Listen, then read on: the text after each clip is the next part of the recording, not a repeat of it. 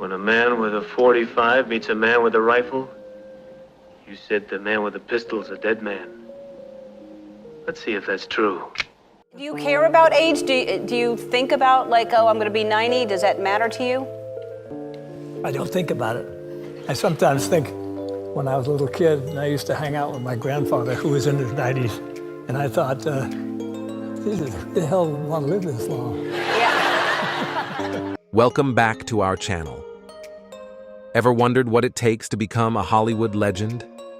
Clint Eastwood, known for his illustrious career that spans over 65 years, has redefined the essence of masculinity on screen, captivating audiences globally with his bold characters and indomitable spirit. From a fearless young man at 30 to a seasoned icon at 90, his journey is nothing short of spectacular. Remember the iconic film, The Good, the Bad, and the Ugly? Clint Eastwood was a delight to watch in that classic, but his real-life story is a true saga of overcoming the good, the bad, and the ugly. Today we explore how he navigated the complexities of Hollywood, tackled harsh criticism, and emerged as a revered director. Why do his peers admire him, while some critics remain skeptical? How has he handled public scrutiny over his personal choices, including family, and the challenges of directing? How did he evolve from a young, daring actor into a master of cinema? What were the defining moments and challenges that shaped his career? Let's follow along, exploring Clint Eastwood's roots, a journey through hardship to Hollywood. Born on May 31, 1930, in San Francisco to working-class parents, Clint Eastwood's early life was shaped by the Great Depression. His father worked various jobs, from a steel mill to sales and detective work, which necessitated frequent moves for the family. Despite the financial instability, they eventually settled in Piedmont in 1940, where Eastwood experienced a relatively affluent upbringing, complete with a family pool and regular movie outings that sparked his initial interest in cinema. Clint Eastwood surprised the hospital staff with his birth weight of 11 lb6 Oz, earning him the nickname Samson. His parents were Ruth "Nee" Margaret Runner and Clinton Eastwood Sr.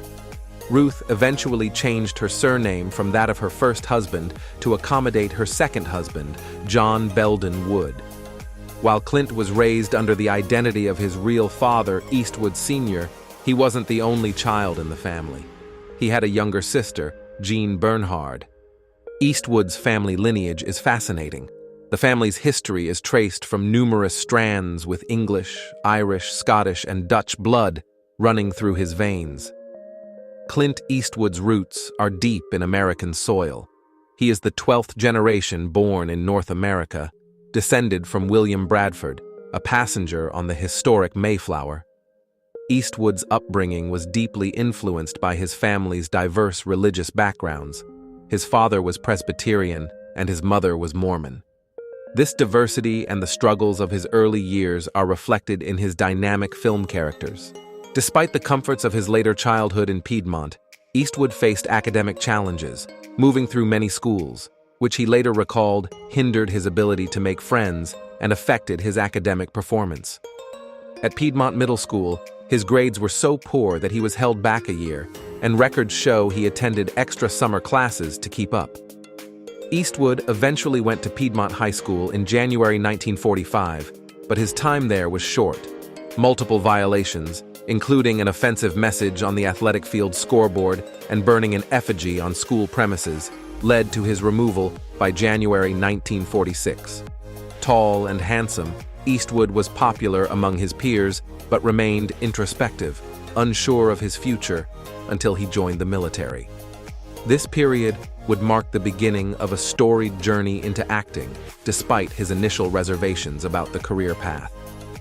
His early life, marked by frequent relocations and diverse experiences, forged the resilience and rugged individualism that would become the hallmark of his characters on screen, from jazz dreams to Hollywood screens.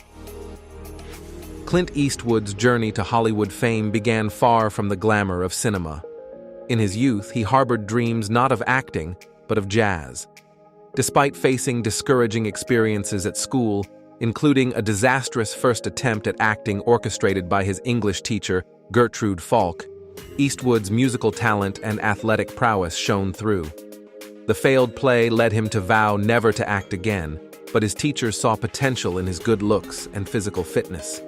Eastwood's true passion lay in mechanics and jazz music, pursuits that defined his teenage years more than formal education.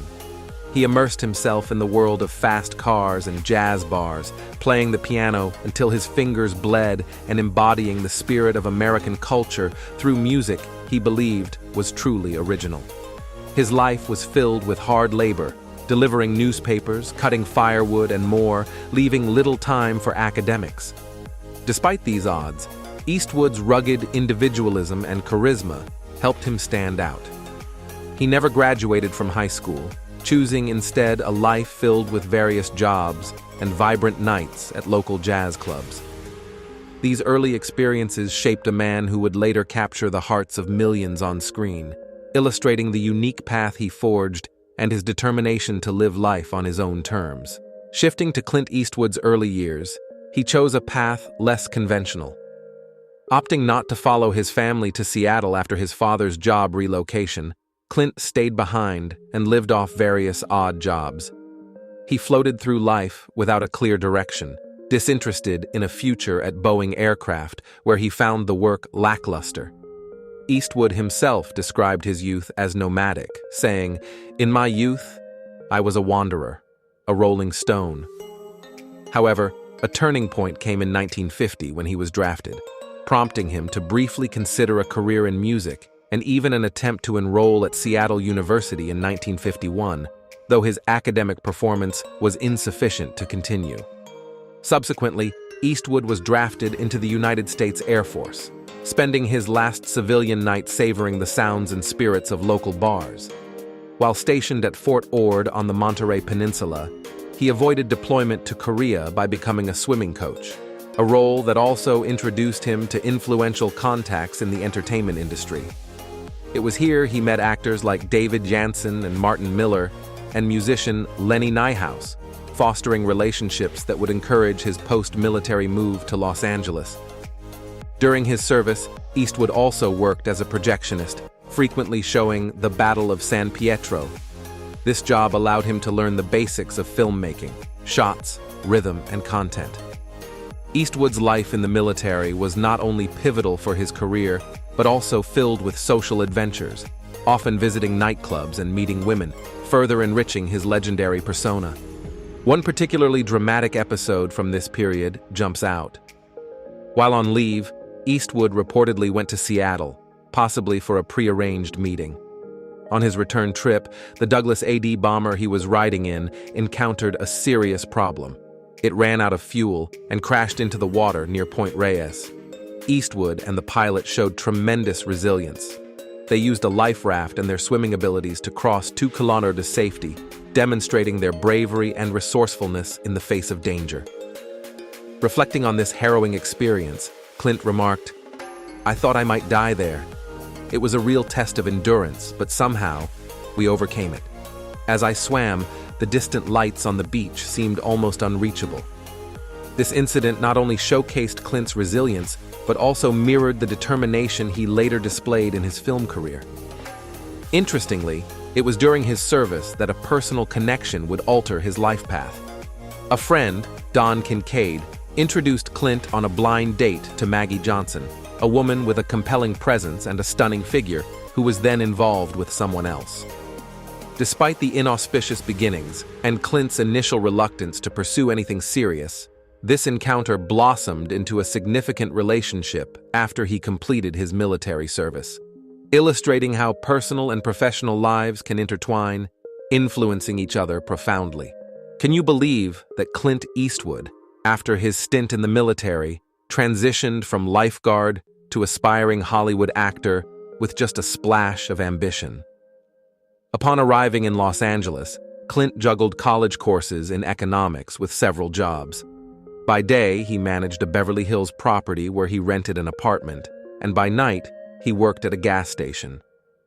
It was a friend's intriguing argument that the most beautiful girls were actresses that propelled him into acting.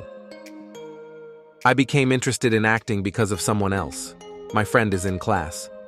I thought, what the hell?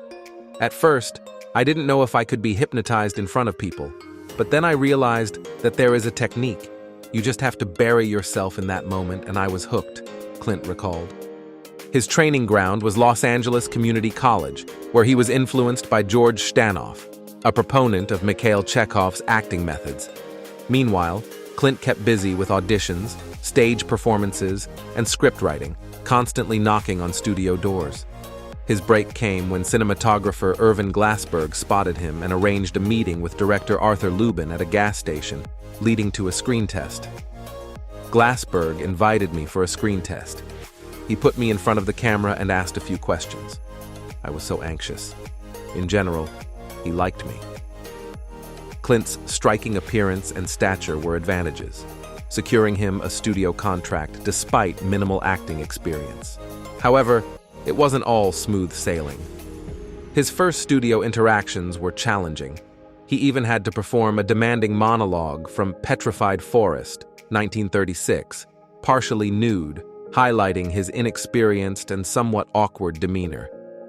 His early performances showed signs of stiffness and unprofessionalism, which some attributed to the fact that he was nervous and his habit of delivering lines through clenched teeth, which has become a trademark Eastwood mannerism, received criticism.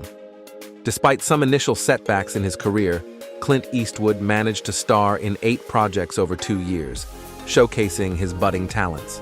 Known for his sense of humor and charm with women, traits he would later capitalize on in his career, Eastwood at this time struggled to fully embody these qualities in his roles. Curious about his acting journey, Eastwood once sought help for a speech impediment. His whistling speech, which although never corrected, became one of his signature traits. He also improved his craft under the guidance of acting coaches Jack Coslin and Jess Kimmel, which led to his first significant opportunities in film. One of his notable early roles was Keith Williams in the 1958 adventure film Ambush at Cimarron Pass, where soldiers and cowboys battle Native American attacks. Despite his efforts, Eastwood considered it one of his least successful films, famously saying in a 1978 interview, "It's so bad I'm sinking deeper and deeper into my seat." His subsequent films, like the box office flop The First Traveling Saleswoman with Carol Channing, and a minor part in Lafayette Escadrille, also released in 1958, reflect his challenging early days in Hollywood. His early days in Hollywood were marked by humble beginnings and learning on the job, showcasing the gritty determination that would eventually define his illustrious career. Thinking about his early career, Clint Eastwood shared, "They made a lot of cheap B-movie stuff. I always played the role of a young lieutenant or some kind of lab assistant who was going through the motions. Come in and say, 'He's over there,' or 'so, and it happened already,' or 'Doctor, here's the X-ray.' And in response, I hear things like, 'Mr. Guy, get out of here.' I left, and that was that." Eastwood's early roles were small, and he rarely received offers to star, causing him to question his acting future with the very short-lived Universal. The studio cut ties with him after just a year and a half, citing his wrongness. Look, criticizing features such as Adam's apple and teeth for not conforming to their ideals, Eastwood continued to audition, rehearse, and study Western-quality acting so disappointingly that Eastwood considered leaving the industry altogether. Ladies and gentlemen, let's turn back the clock to a defining moment in the life of a Hollywood legend. Before he became an icon, Clint Eastwood was just another young man trying to make ends meet through menial jobs. He dug holes for swimming pools and cleaned at a furniture factory. But as fate would have it, an accidental encounter would set his stars alight. While visiting a friend at the CBS television network studio, Clint bumped into a director from the series Rawhide, who was in search of a fresh face for the cowboy role of Rowdy Yates. Although Clint found the character somewhat uninteresting, the network executives saw something special in him right from the start. With his rugged good looks and a blend of toughness and kindness, Clint brought a new cultural appeal to the screen, capturing the hearts of young audiences with his knack for shooting and fighting scenes. Clint starred in Rawhide for 7 glorious years, from its inception to its finale, watching his salary grow exponentially, from a modest $600 to a staggering six figures. While Rawhide may not have reached legendary status in film history, it was instrumental in Clint's career. It was here that he first dipped his toes into directing and began his deep dive into the intricacies of the movie business.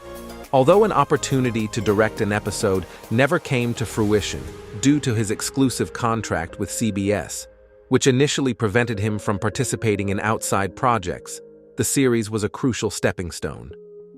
It wasn't until 1953, as the series began to wane, that CBS loosened their grip, allowing Clint to explore other roles to bolster his profile. This led to a quirky guest appearance as himself on the popular sitcom Mr. Ed, sans cowboy attire, a move that didn't pan out as hoped, but nonetheless, Eastwood navigated it with his signature quiet resilience, collecting his paycheck with dignity. How did Clint Eastwood's tempestuous personal life impact his meteoric rise in Hollywood? Clint's striking appearance never failed to capture the attention of many, a fact that often found its way into press coverage, with his name invariably linked to the word woman. After completing his military service, Eastwood moved to Los Angeles and quickly connected with Maggie Johnson. Despite her reservations about his suitability due to his reputation and behavior, which starkly contrasted with her genteel upbringing, the two soon considered marriage and tied the knot in 1953. However, their relationship faced immediate challenges. Early in their marriage, another woman with whom Clint had a brief affair became pregnant and decided to give the child up for adoption. Even as he attended acting classes, Clint's relationships continued, including with actress Mamie Van Doren, who highlighted the promiscuity prevalent among the students. Reflecting on his first year of marriage, Eastwood admitted, "If I had to go through this again, I think I would be single for the rest of my days. I like to do what I want. I do not accept any interference in my life. Meg must immediately realize the following things about me. I will always do what I want. And she has to accept that because otherwise, we will never get married." Despite these personal tumults, Clint's career advanced. However, his personal decisions, influenced by a childhood shaped by the Great Depression, led him to initially decide against having children, fearing a repeat of his parents' struggles. This decision, along with ongoing infidelities, contributed to significant marital tensions. Interestingly, his agents kept two sets of ledgers to shield from his wife the extent of his expenditures on other women. Eventually, Clint and Maggie did have two children, Kyle and Allison, which seemed to mark a stabilizing point in what had been a notably turbulent marriage. This blend of personal drama and professional ambition underscores Eastwood's complex character and the unconventional path he navigated in both his private and public life. Clint Eastwood's marriage to Maggie Johnson was complex and fraught with infidelity, painting a picture of a partnership far from conventional happiness. According to biographers, the notion of marital fidelity held little importance for Clint, who engaged in numerous affairs, notably on movie sets. His marriage was often seen as more of a public arrangement than a private partnership. Maggie herself later described Clint as truly a cowboy, a real cowboy of the 20th century, and admitted that they did not subscribe to the idea of total unity. While filming the TV series Rawhide, Clint began a notably intense and very sensual relationship with dancer and stuntwoman Roxanne Tunis. Their affair was an open secret on set, yet Roxanne did not press Clint for more than the relationship was, openly showing affection towards him during their time together. Their relationship lasted 14 years and resulted in the birth of a daughter, Kimber, in 1964. To protect Clint's reputation, Roxanne gave Kimber her own last name at birth, and the child remained out of the public eye until the 1980s, becoming Clint's first officially recognized illegitimate child. Maggie was aware of Roxanne and even unexpectedly met her on set one day, acknowledging her presence in Clint's life. However, this recognition did little to alter the fundamental dynamics of her marriage with Clint. highlighting a relationship marked by acceptance and enduring complexity, which paralleled Clint's tumultuous but successful career in Hollywood. Ladies and gentlemen, hold on to your hats because the tale of Clint Eastwood's rise to stardom is nothing short of cinematic gold. The real breakthrough for Clint lay just over the horizon, and it was all set to unfold on the dusty trails and sun-baked landscapes of cowboy movies.